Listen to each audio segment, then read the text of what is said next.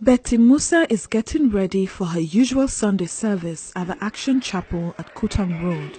She was saved from death by some white missionaries when her own parents abandoned her under a cotton tree in Jodrema village, Kailaon district, for 3 days.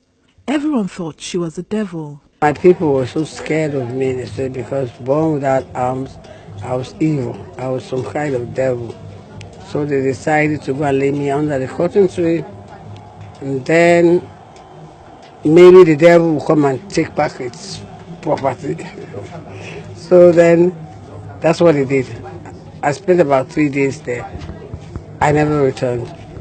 They took me from there, brought me to the town, made the town cry and shouted, Lord said, well, how has they given birth to a child without arms? She's not a human being, she's a devil. At age 4, her parents were happy to give her away to the white missionaries who took her to Penhurst National Children's Home in Chipping Norton, outside Oxford in the UK. Betty spent her teenage life in the UK. At 20, when her scholarship ended, she came back to Freetown where she attended the Annie Walsh Memorial Secondary School, but was unable to complete her 5th form, which she regrets till this day. I failed in my exam. I didn't complete school. I just managed to get up to Form 5. I got pregnant. That's my first daughter.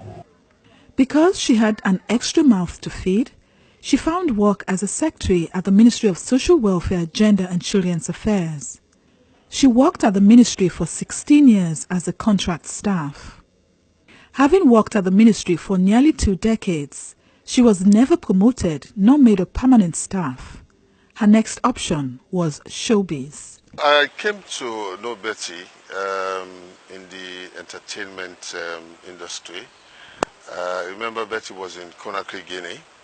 When she returned from Conakry, Guinea, there was no way out for her, only to go into entertainment, because Betty has a lot of talents, you know, even though she's disabled, but she can do something which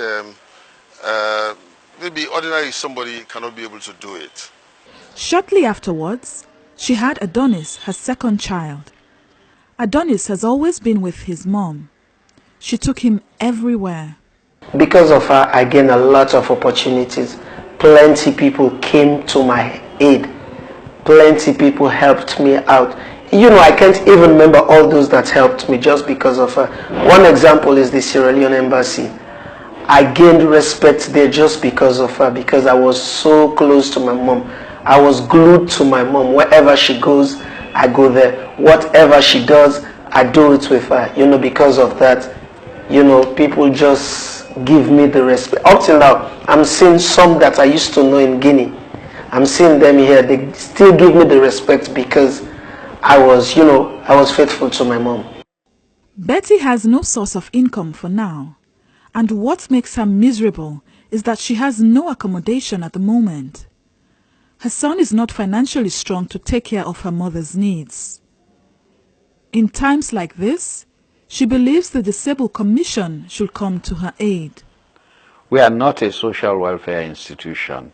We are a policy implementation body.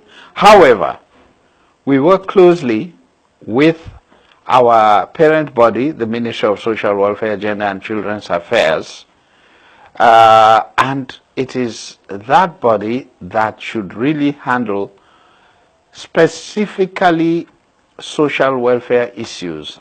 Most disabled people in Sierra Leone are faced with the problem of shelter. Some sleep on the streets of Freetown while others squat in public buildings. Will there be an end to the problem of shelter for persons with disability? The issue of shelter is equally a challenge, not only in Sierra Leone but in Africa and equally elsewhere, because shelter is a strategic decision taken by government. And you know, because of our recent history, a lot of infrastructure damage was done during the war.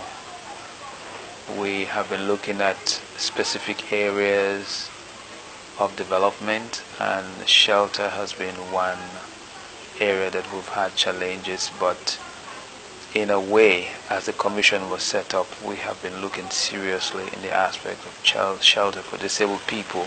Because of the hard times, Betty smokes and drinks to forget her problems, though the vicissitudes of life keep haunting her.